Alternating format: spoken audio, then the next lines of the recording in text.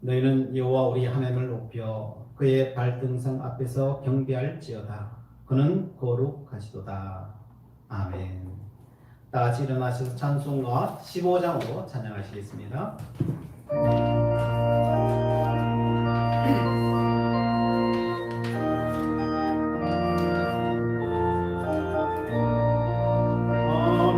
하나님의 거신 사랑 하늘에서 내리사 우리 맘에 항상 계셔 온전하게 하소서. 우리 주는 자비하사 사랑 무한하시니 두려워서 떠는 자를 구원하여 주소서. 억정 근심 많은 자를 성령화하시며 목과 은혜 사랑마다 영원하게 하소서. 정과 끝이 되신 주님 항상 인도하셔서 마귀 유혹 받는 것을 속히 끊게 하소서. 전능하신 아버지여 주의 주시고 우리 맘에 임하셔서 떠나가지 마소서. 주께 영광 항상 돌려 천사처럼 섬기며 주의 사랑 영영토록 찬송하게 하소서. 우리들이 거듭나서 꿈이 없게 하시고 주의 거신 보안마다 온전하게 하소서. 영광에서 영광으로 천국까지 이르러 그 신사람 남겨하여 경배하게 하소서. 아멘.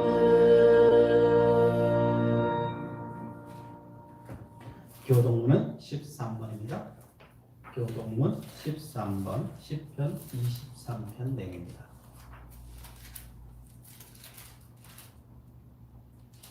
여호와는 나의 목자시니 내게 부족함이 없으리로다.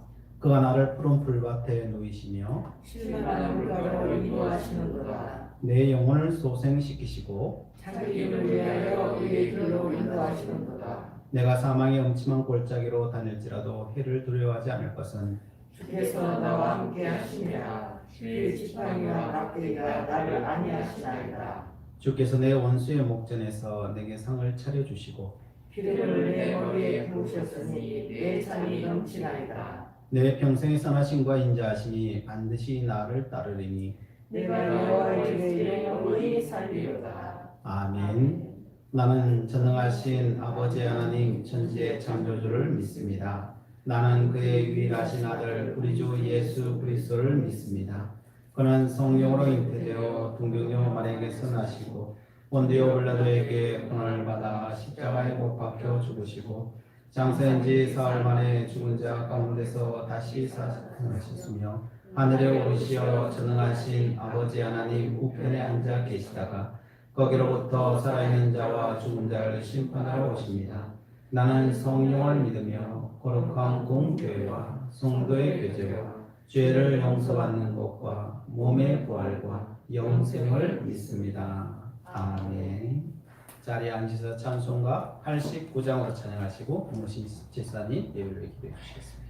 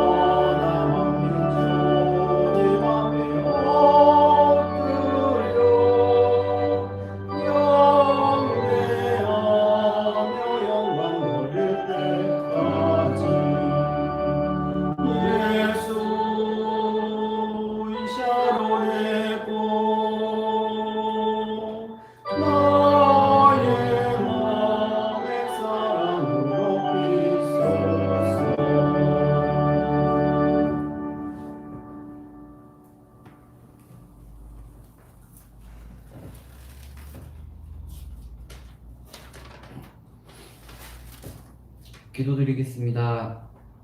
하나님 아버지, 코로나 감염 사태로 온 세상이 꽁꽁 얼어붙은 것 같은 혼란스러운 와중에도 추수하고 나누는 기쁨을 주신 하나님께 감사드립니다.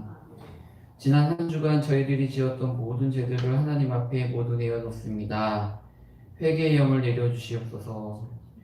오늘도 주님의 한량없는 용서를 또 뻔뻔하게 구합니다. 부디 저희가 변화되어 주님을 닮아가는 삶을 살 수 있게 하시옵소서. 코로나 감염 사태를 어떤 눈으로 봐야 할지 혼란스럽습니다. 저희들이 이 사태를 통해 하나님께서 주시는 메시지에 더 집중하겠나이다. 하나님의 숨소리까지 놓치지 않게 하시옵고 그 메시지에 반응하게 하시옵소서. 아멘. 이런 일을 겪을수록 우리의 지식과 경험이 보잘것없음과 주님의 크심을 알게 됩니다. 모두가 회개하고 주님께 돌아갈 때 이 저주 같은 감염 사태도 결국은 끝날 것이라 믿습니다. 아멘. 교회 합병을 준비하고 있으나 그 과정이 만만치 않습니다. 우리가 가야 할 곳이 천국이 아니니 마냥 좋아할 일은 아니고 그래서 이 기회를 놓쳤다고 습할 일도 아닐 겁니다. 단지 이 교회가 다시 하나님과 일한다는 것이 떨리고 두렵습니다. 아무리 작은 판단이라도 하나님의 명을 기다리겠고 합리적이지 않다 생각되더라도 주님께 순종할 수 있게 하시옵소서. 저희가 바라옵는 것은 저희한테만 편하고 우아한 교회 건물 자체가 아님을 고백합니다. 아멘. 저희에게 소망이 필요합니다. 아무에게도 관심받지 못하는 초라한 상가에 한 달 한 달 근근히 버티는 교회가 아닌 세상을 향해 당차게 나아가는 교회가 될 수 있게 하시옵소서. 아멘. 저희들을 불쌍히 여기시어 부디 마른 뼈 같은 이곳에 생기를 넣어주시어 아버지의 영광이 질그릇 같은 저희들을 통해 드러나게 하시옵소서. 아멘. 말씀을 전하는 종을 위해 기도합니다. 약할 때 강함 되시는 주님, 고단한 종을 일으켜 세워주시옵소서. 그의 땀과 눈물을 누구보다도 주님께서 아시옵니다. 이에 대가를 바라온 건 아니지만 지치지 않게 하시어 주님께서 친히 맡기신 서부제일 교회를 온전히 이끌게 하시옵소서. 코로나 사태로 온전한 예배를 언제 시작할 수 있을지 모르겠습니다. 서부제일 성도들의 건강과 믿음을 지켜주시옵소서. 진정과 신령으로 드리는 예배가 각 성도들의 처소처소에서 동일하게 드려지게 하시옵소서. 성도들을 대신해 기도드릴 수 있는 기회를 주시는 은혜에 감사드리오며 이 모든 것을 우리 주 예수님 이름으로 기도드렸습니다. 아멘.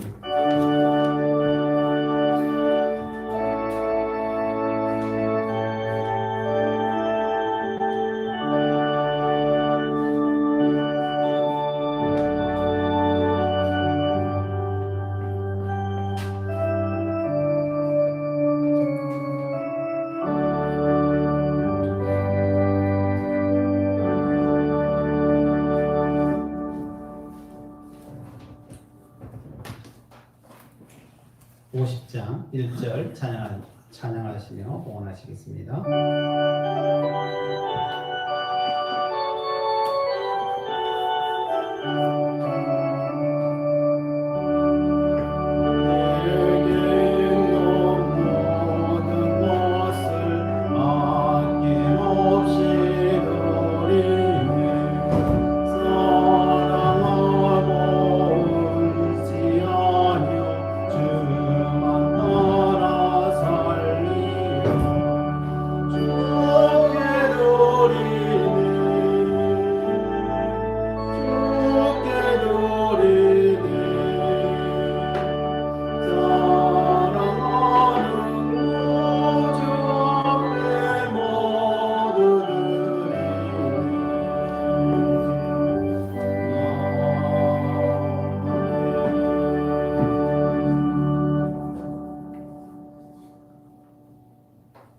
사랑의 하나님, 풍성 한가위 보름달 보게 하시고 가족들과 친지들과 정겨운 시간들을 허락하신 아버지 하나님 앞에 찬양과 영광을 올려드립니다.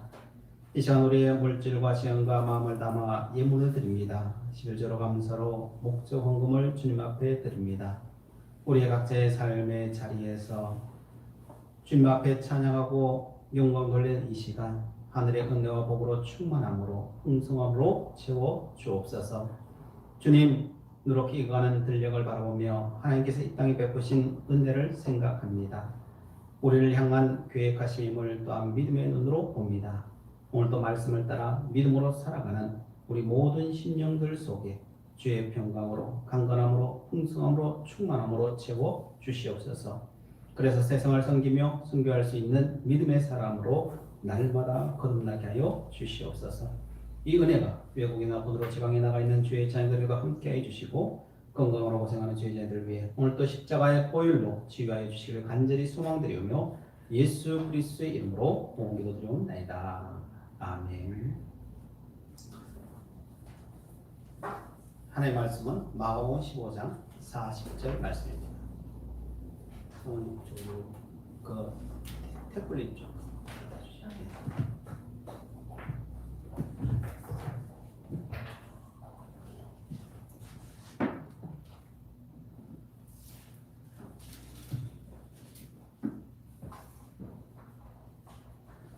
마가복음 15장 40절 말씀 신약 84쪽에 있습니다. 봉독해 드리겠습니다. 멀리서 바라보는 여자들도 있었는데 그 중에 막달라 마리아와 또 작은 야고보와 요새 어머니 마리아와 또 살로메가 있었으니. 아멘.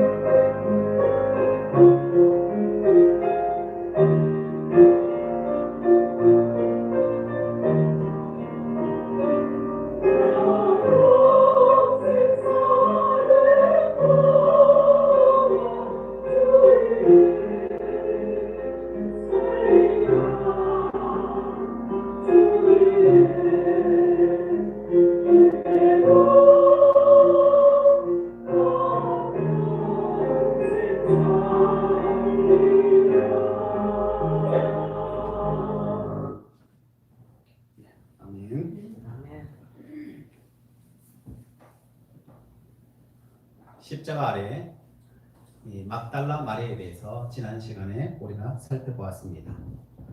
막달라 마리아는 13번째 예수님의 제자가 되었습니다. 그렇게 칭해 준 거지.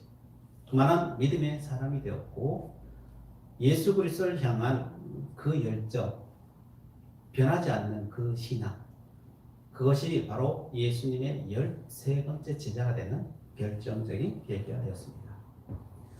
그것을 이루게 된 이유, 그 밑바탕, 그 기초가 무엇일까? 지난 시간에 그것은 바로 예수 그리스도는 하나님의 아들이라고 하는 그의 신앙 고백이었고, 예수 그리스도는 자신이 어떤 상황에서도 만왕의 왕이라고 하는 바로 그 신앙 고백, 그 신앙 고백이 그를 무덤에까지, 아니 십자가에까지, 무덤에까지, 향품을 바르는 자리에까지 가도록 만들었다라고 했습니다. 막달라 마리아에게 있어서 제일 두려운 것은 죽음이었습니다. 그래서 누구보다도 그 죽음에 대한 두려움을 갖고 있었던 거죠. 그런데 도리어 그 예수 그리스도 하나님의 아들이요 만왕의 왕이라고 하는 그 사실, 그 고백을 하고 도리어 죽음을 이겨버리죠. 그 십자가의 자리에도 두려워하지 않고 가게 되고, 또한 그 무덤, 그것도 새벽 미명에 가장 어두운 그 시간에 그곳에 달려가는 여인이 되더라는 거죠. 그렇게 담대한 그 여인이 될 수 있었던 것은 주님에 대한 올바른 신앙 고백이었다라고 살펴보았습니다. 자, 오늘은 그 십자가 아래에 그러면 막달라 마리아만 있었느냐? 그 막달라 마리아만 있었던 것이 아니라 또한 오늘 본문에 보니까 살로메라라고 하는 그 여인도 있었습니다. 40절이죠. 또 살로메가 있었으니 라고 되어 있습니다. 살로메가 나와요. 이 살로메는 16장 1절에 보면 향품을 사는데 막달라 마리아도 있었고 거기에 살로메가 같이 간 것을 볼 수 있습니다. 살로메도 또한 막달라 마리아와 함께 동일하게 그 무덤까지도 같이 간 것을, 향품을 사러 가는데 같이 갔고요. 또한 16장 3절에 보면은 서로 말하되 누가 우리를 위하여 무덤 문에서 돌을 굴려주리요 하더니, 막달라 마리아 이야기만 나오지만은 서로 대화하고 있는 모습을 보잖아요. 그러면 지금 세 여인이 함께 가는데 그 중에 살로메도 당연히 있었다라고 추측해 볼 수 있습니다. 그러면 이 살로메는 누구냐? 이 살로메는 예수님의 이모예요. 예수님의 어머니와의 자매 관계죠. 이 살로메는. 요한복음 19장 25절에 보면은 그 십자가 옆에 예수님의 이모도 있었다라고 이야기하고 있는 것을 보면 그 살로메가 예수님의 이모였던 것이죠. 그러면은 그 예수님의 이모, 그 살로메의 자식이 누구냐? 그 자식이 요한과 야고보예요. 그 요한과 야고보는 형제인 거죠. 그래서 예수님이 늘 다니실 때 누구와 다니셔요? 세 사람을 데리고 가야 되면 베드로, 요한, 야고보를 데리고 가죠. 사실 두 명은 친인척이에요. 친인척. 굉장히 가까이 알고 있었고, 뭐 베드로도 뭐 그 동네 사람이니까 몰랐던 사람은 아닌 거죠. 그런 상황입니다. 예수님께서 십자가 위에서 자기 어머니 마리아를 누구에게 맡겨요? 요한에게 맡기죠. 이게 너 어머니다 그러잖아요. 왜 그랬겠어요? 이모니까. 이모 집이잖아요. 요한이, 그러니까 어머니가 자기가 죽은 이후에 자매끼리 그냥 동고동락하고 즐겁게 이 땅에 사실 수 있도록 그래서 요한에게 맡기는 거예요. 살로메는 마리아로부터 예수님이 태어나기 전부터 예수님에 대한 이야기를 다 듣고 알았던 거죠. 왜? 자매니까.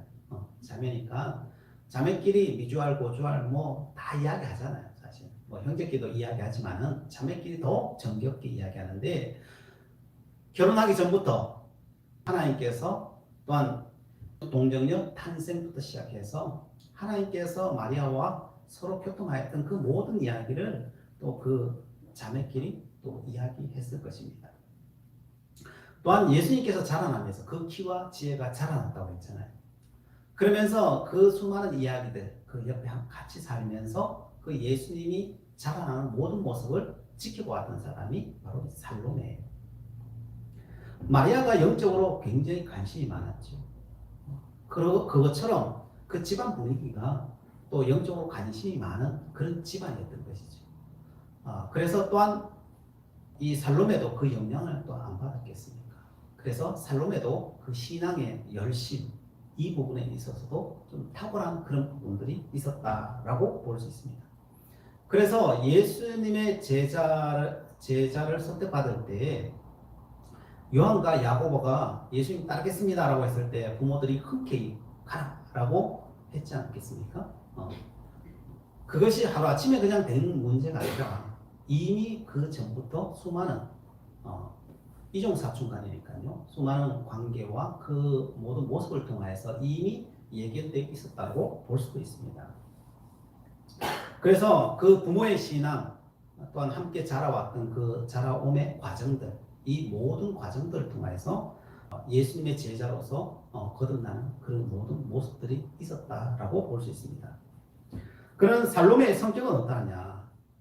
살로메의 성격은 그의 자식들 야고보와 요한을 보면은 그 성격을 좀 짐작할 수 있어요. 이 야고보와 요한은 이 우레의 아들이라고 하는 별명이 있죠. 그래서 천둥 번개를 의미하는 거니까요. 그게 다혈질적인 소유자였던 거죠. 그게 누구한테 왔겠어요? 그의 아버지 세베대와 또한 살로메를 통해서 왔지 않겠습니까? 그래서 이 살로메는 좀 남자적인 성격을 가졌던 사람으로 추측해 볼 수 있습니다. 그 성격을 엿볼 수 있는 대목이 예루살렘으로 같이 올라오면서 나타나 있죠. 예수님께서 이제 예루살렘에 올라가면은 이 나라를 새롭게 만드시리라 이렇게 생각한 거죠. 그러니까 이 살로메가 예수님께 다가와서 이야기하죠. 주의 나라가 이루어질 때 내 한 자녀는 우편에 한 자녀는 좌편에 세워 주십시오 라고 단도직입적으로 예수님께 말하죠. 이런 이야기들은 원래 여인들이 잘 하지 않는, 그죠? 잘 하지 않아요, 사실. 그것도 2000년 전 그 옛날이잖아요. 그런데 뭐 예수님께 이야기할 수 있는 친인척이기도 하고 또한 단도직입적으로 그것을 청하는 그런 모습을 볼 수 있습니다.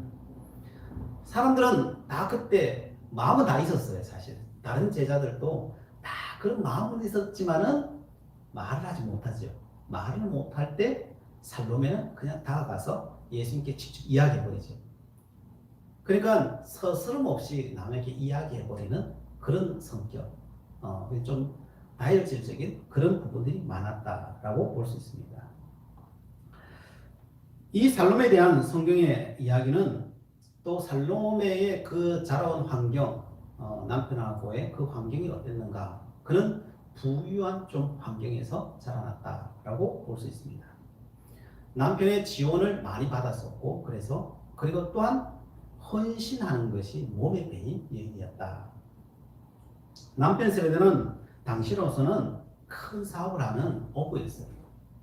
그래서 그 증거로 마가복음 1장 20절에 보면요, 예수님께서 야고보와 요한을 부르실 때 그때 무슨 말씀을 하시냐? 아비와 배와 품꾼을 버려두고 라고 떠났다고 되어 있어요. 그 당시에 이 표현인데 적어도 누가 있었어요? 야고보와 요한이 있었잖아요. 그물을 씻는데 야고보와 요한이 있었고 또한 품꾼이 있었던 거죠. 품꾼이 몇 명인지는 뭐 모르지만은 품꾼이 있었고 또한 자기 아버지 세베대가 있었죠. 적어도 4명이 그물을 씻고 있는 거예요. 이제 고기를 잡고 그물을 씻고 있었다라고 하니까 적어도 배에 가서 그물을 그 정도 크기 되는 그물을 씻을 정도면요, 굉장히 그 당시에는 굉장히 큰 거예요. 그 일례로 베드로 같은 경우에는 그렇게 큰 배를 모은 사람은 아니에요. 왜냐하면 예수님께서 고기를 잡으라라고 했을 때 그가 배 위에서 그물을 던졌다라고 되어 있어요. 자기 혼자 그 그물을 던질 수 있는 그 정도, 요즘으로 말하면은 이제 투망 던지듯이 던진 거죠. 그리고 고기 잡는 정도면은 투망 정도 크기는 아니지만 그보다 약간 크겠지만 자기 혼자 그물을 던질 수 있는 정도의 크기, 소형어선인 거죠. 그러나 적어도 요한과 야고보의 가정은 그 정도 크기가 아니에요. 일꾼들이 있어야 되고 그물을 쫙 펼칠 수 있을 정도 배 한 척이 아닌 거죠, 사실. 여러 배가 함께 수업을 할 수 있을 정도의 크기를 가졌던 바로 그런 가문이었다라고 볼 수 있습니다. 역사학자들은 요한이 예수님을 따라서 계속 그 십자가의 길, 빌라도 법정에 들어가기도 하고 제사장의 집에도 들어가기도 하고 다 들어갔어요. 베드로는 같이 따라 들어갔죠. 요한하고 같이 따라 들어갔는데 사람들이 알아보고 도망쳤죠. 근데 그 도망쳤는데 요한은 같이 따라 들어갔는데 도망을 치지 않았어요. 꼬치꼬치 사람들이 요한에 대해서 캐묻지 않았어요. 왜 같이 갔는데? 요한이 자기가 본 것을 다 요한복음에 기록한 거거든요. 왜 이 요한은 사람들이 찾아와서 꼬치꼬치 캐묻지 않았느냐? 역사학자들이 이야기하기는 요한은 갈릴리에서 큰 부자였다는 거예요. 물고기를 예루살렘에 한마디로 대는 큰 돈의 삶이었다는 거죠. 그래서 그 주인의 아들이니까요. 주인의 아들이 이제 가는 거죠. 예루살렘에 고기를 가져가서 그리고 제사장 집이나 그 부유한 집들에 직접 물고기를 대고 있었던 사람으로 그 집안으로 보고 있는 거예요. 그래서 그 종들이나 그 주인들이나 익히 그 얼굴을 알고 있는 거예요. 서로가 아는 거예요.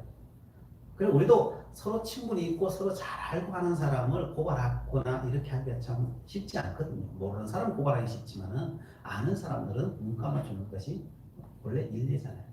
그것처럼 요한이 끝까지 그 십자가 아래까지 그 모든 동선에 요한이 끝까지 갈 수 있었던 것은 서로 암묵적으로 그것에 대해서 허용해 줬기 때문에 가능하다라고 보는 거죠.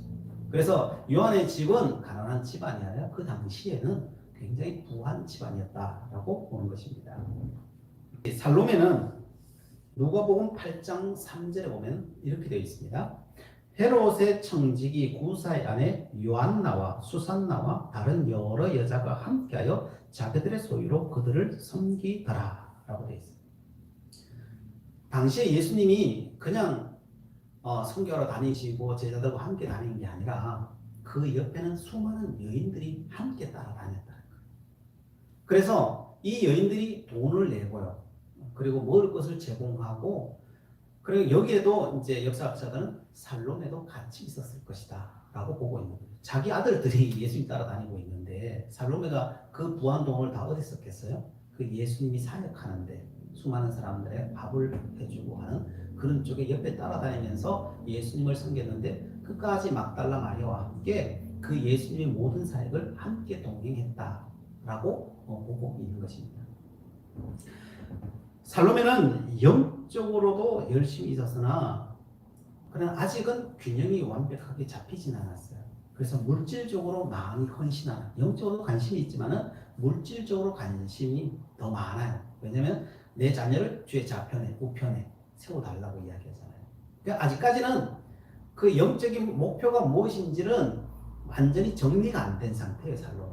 그러나 영적인 열심도 있었고 또한 물질을 통하여서 하나님 앞에 헌신하였던 바로 그 여인이 살로메였다라고 하는 거죠. 살로메는 언제나 그 남편이 또 돈을 대줘야 사실은 헌신할 거 아니에요. 그래서 남편 복도 많은 거죠. 그래서 돈 많은 집에 가서 그 물질을 또한 주님을 위해서 아들을 위해서 마음껏 쓸 수 있도록 돈을 내어놓은 거죠. 내어놓아서 그 주의 일을 감당할 수 있도록 그렇게 했었고 그러나 아직까지는 완전한 신앙이 무엇인지에 대한 정확한 것이 없었는데 근데 언제 이 정확한 것이 생겼느냐 그 균형을 맞추었느냐 마가복음 10장 38절에 보면은 예수님께 내 아들은 하나의 우편 내 좌편에 세우게 해달라고 그랬잖아요. 그때 예수님께서 무슨 말씀하시냐 살로메에게 이런 말을 합니다. 너희는 너희가 구하는 것이 무엇인지를 모르고 있다라고 해요. 이 세 번역으로 읽어도 겁니다. 너가 지금 나에게 구하는 것이 무엇인지 너가 모르고 있다는 거예요. 그러니까 너가 지금 그 구하고 있다는 거예요. 모르는 거죠. 주의 좌편에 주의 우편에 선다는 것이 무엇인지 모르는 거예요. 철저히 살로메는 아직도 세상적인 관점이에요. 세상적으로 이게 좋겠다라고 하는 세상 사람들이 생각하는 그 생각을 하고 있는 거예요. 근데 예수님께서는 말씀하는 거예요. 내가 만들고자 하는 세상은 그런 세상이 아니란다. 내가 만들려고 하는 세상, 하나님의 나라는 어떤 세상이에요? 그 나라는 사랑의 나라를 만들려고 한다는 거예요. 그 사랑의 나라가 만들어지려면 어떻게 만들어집니까? 그 사랑의 나라는요, 세상의 돈으로 만들어질 수가 없어요. 우리가 돈으로 헌신을 할 수는 있어요. 그런다고 해 돈으로 헌신한다고 그게 사랑의 나라가 만들어질 수도 있고요. 왜? 그 마음을 쓰면 만들어지겠죠. 그러나 돈 자체가 사랑의 나라를 만들 수는 없어요. 그래서 사랑의 나라는 어떻게 만들어지느냐? 희생이에요, 희생. 사랑의 나라는 희생하는 거예요. 그리고 기다려주는 거예요.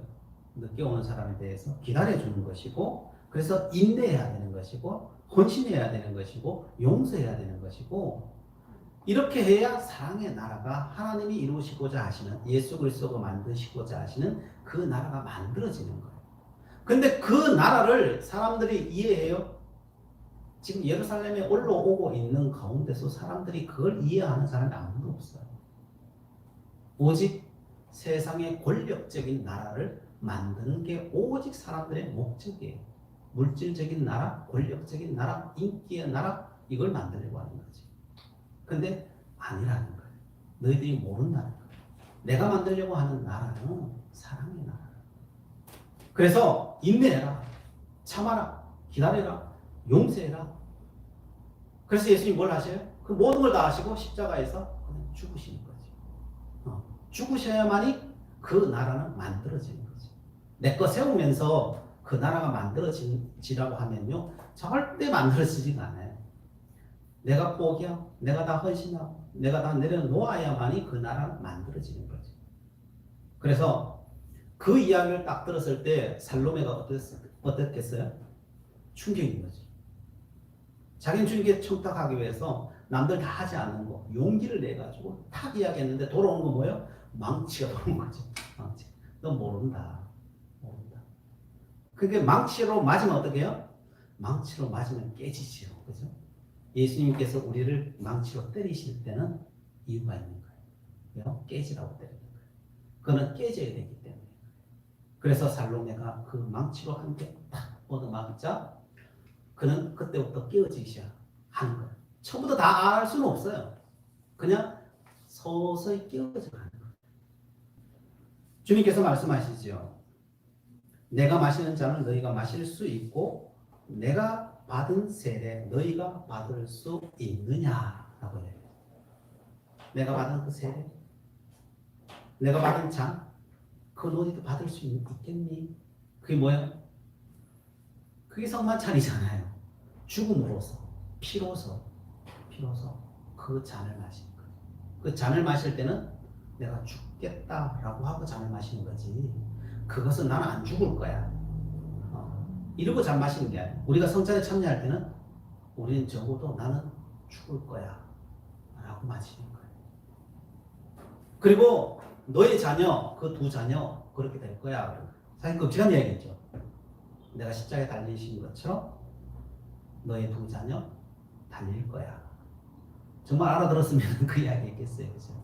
근데 인간적인 생각이고 사실 그게 복이죠. 사실. 우리가 인간적으로 받지 못해서 그런 거지. 사실은 받으면요 하늘에서 무엇보다 큰 거지. 그리고 예수님께서 내가 받은 세례 너희가 받을 수 있느냐라고 이야기하는 거죠. 그 십자가의 길, 그 사랑의 길, 그 나라를 어떻게 만들어요? 내가 만들 수 있어요? 내 능력으로 만들 수 있어요? 불가능해요. 우리의 생각은 언제나 살로메 같은 생각이에요. 그죠? 살로메 같은. 어떻게 하면 세상이 잘 나갈까? 어떻게 세상에 평안할까? 어떻게 세상에 인기를 누릴까? 이거죠, 사실. 그런데 내가 이 길을 어떻게 걸어갈 수 있었는지 아니? 내가 사랑의 나라를 만들어 나가는데 그 힘의 원동력이 무엇인지 아니? 세례야 그런 거죠. 예수님이 언제 세례를 받으셨어요? 세례 요한으로부터 세례를 받으시죠. 그냥 단순한 그냥 물세례였을까요? 아니죠. 거기에 뭐가 임했다 그래요? 성령이 임했다 그러죠. 성령이 비둘기 같이 임했다. 그리고 너는 내 아들이라 그러잖아요. 그 모든 그 힘, 그 하나님의 나라를 만드는 그 힘은 어디서 왔느냐? 그 세례를 통해 왔다는 거예요. 그 세례는 뭐예요? 그게 성령 충만한 세례인 거죠. 그 성령 충만한 세례가 임하니까요, 눈이 떠지는 거예요. 세상적인 눈에서 하나님의 나라의 눈으로 바뀌어버리는 거죠. 세상을 바라보는 가치관이 바뀌는 거예요. 세계관이 바뀌어버리는 거예요. 그리고 그 십자가의 길, 하나님의 나라의 길이 진짜구나. 이 땅의 길은 이거는 우리를 현혹시키는 길이구나 라고 하는 것을 알게 된 거죠. 그리고 그 길을 향하여서 걸어가서 어디까지 가요? 십자가까지 걸어가는 거죠. 그래서 완성시키는 거죠. 살로메는 그 예수님과 예루살렘 올라가는 길에서 꽝 한 대 맞고 그러면서 배우는 거죠. 살로메는 자기가 직접 체험하기보다도요 간접 체험한 사람이죠. 남의 간증을 많이 들은 사람이죠. 누구의 간증을 들었어요? 같이 다른 여인들과 함께 특별히 막달라 마리아와 따라갔죠. 왜? 영적인 욕심이 있는 거예요. 사실 영적인 욕심이 있어서 끝까지 자기는 아직 모르는데 사실 진리가 뭔지 아직 잘 몰라요. 모르는데 어떻게 해요? 막달라 마리아가 가는 길이라면 끝까지 따라가는 거예요. 자기 언니가 가는 그 마리아, 예수님의 어머니가 마리아가 가는 길, 예수님 어머니도 같이 있었잖아요. 가는 그 길에 같이 가는 거예요. 끝까지 나도 가리라, 나도 가리라, 나도 가리라 이러고 가는 거예요. 가장 현실적인 사람이 살로메 사람. 막달라 마리아는 주님 앞에 고침 받고 난 뒤에 그냥 일직선으로 쫙 가버리잖아요. 그런데 살로메는 그렇지 않지요, 그죠?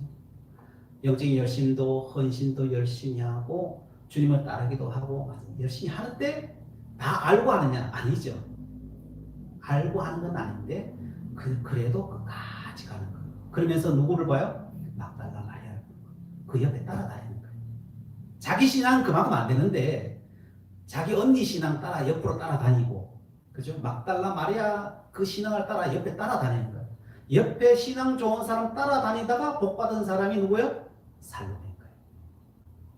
그래서 믿음 좋은 사람 옆에 따라다니는 것도 이게 복인 거예요.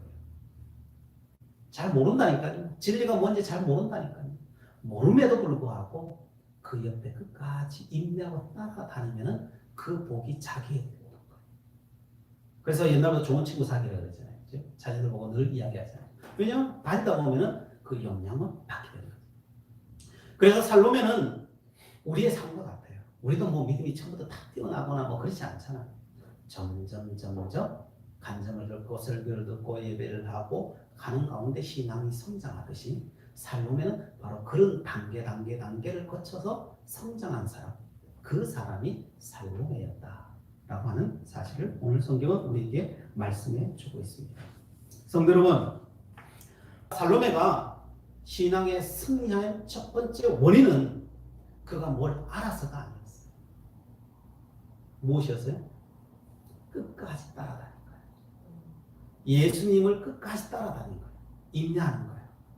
무덤까지 따라다니는 거예요. 그리고 나중에 어디까지 따라가요? 그 예수님을 본 것까지도 이 부활까지도 그가 보기는 봤지만은 그죠? 아직까지 주인이 되지 않았어요. 주인이 되지 않았는데 어디까지 따라가느냐? 마가의 다락방까지 따라가요. 마가의 다락방에 따라가서 사도행전 1장 14절에 보면은 거기 120문도가 마가의 다락방에서 열심히 다해 기도했다고 그랬잖아요. 그죠? 그 열심을 다해서 기도했는데 거기에 이렇게 되어 있어요. 예수님의 제자들 이름을 거론하고 난 뒤에 여자들과 예수의 어머니 마리아와 예수의 아우들과 더불어 마음을 같이 오로지 기도에 힘쓰더라. 거기는 많은 여자들이 있었다.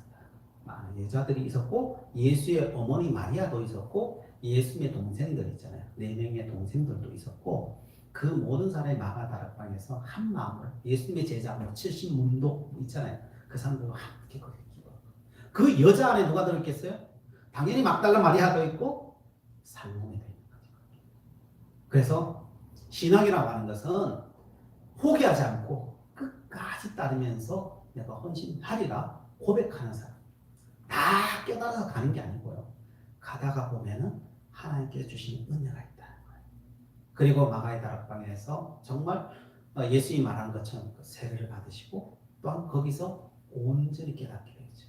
그래서 신앙의 온전한 균형을 이루어서 또한 믿음의 삶을 살았던 사람. 그 사람이 누구예요? 살로메였다. 그래서 십자가 아래 있으리라고 누가 결단하느냐 문제예요.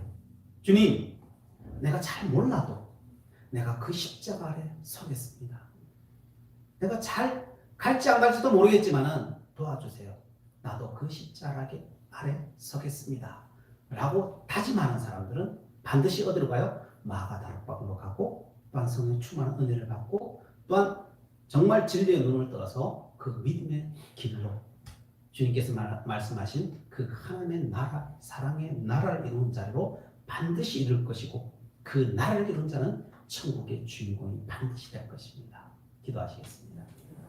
사랑의 하나님, 신앙적으로 부족한 살로메를 성장시키시고 온전케 하셨듯이 오늘도 구하고 찾는 우리에게 임재하여 주셔서 저희들 성장케 하여 주시옵소서. 간접 경험에서 직접 경험하는 믿음의 사람으로 거듭날 수 있도록 저희들 친히 도우시고 인도하여 주시옵소서. 예수 그리스도의 이름으로 기도드리옵나이다. 아멘. 우리 결단 찬송가 373장 부르시고 한번 기도하시겠습니다.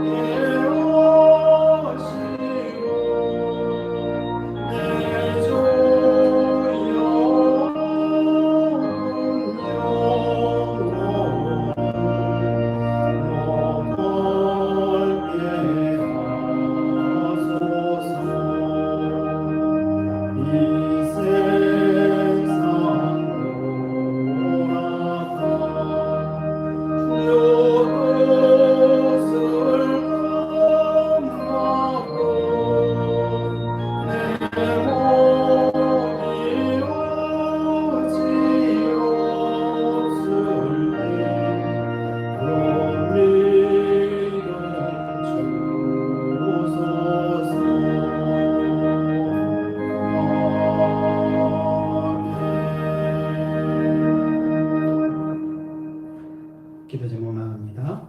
살로메를 끝까지 신뢰하며 이끄셨던 아버지의 은혜가 우리에게도 임하게 하옵소서. 살로메의 변함없는 헌신된 삶이 성화의 길로 인도되었듯이 우리도 이 헌신의 삶으로 인도하옵소서. 새로워지는 교회 내 자신이 되게 해달라고 오늘 하면서 함께 기도하도록 하겠습니다. 주여 한번 외치기도 합니다. 주여. 아버지 하나님, 저희들 이 시간 함께 기도합니다. 주의 도우심을 구하며 기도합니다. 아버지, 오늘 주신 말씀을 생각하며 저희들 이 시간 함께 기도합니다. 주의 은혜를 다하소서. 주의 은혜를 다하소서. 주의 사랑을 다하소서. 그래서 저희들 주님의 길을 걷기를 원합니다. 아버지 하나님, 그 살로메가 걸었던 그 신앙의 길, 아버지 다 알지 못한 자, 아버지 하나님, 저희들 그 길을 걷기를 원합니다. 아버지 하나님, 다짐으로 주님 앞에 나아가고 계시는 하옵소서. 주의 은혜를 다하여 주시옵소서. 하나님의 마음의 성령의 은혜를 주시옵시고 예수 그리스도께서 세를 받으신 성령으로 같이 내려가실 때그 아버지의 성령의 은혜를 우리 모두 주시옵소서.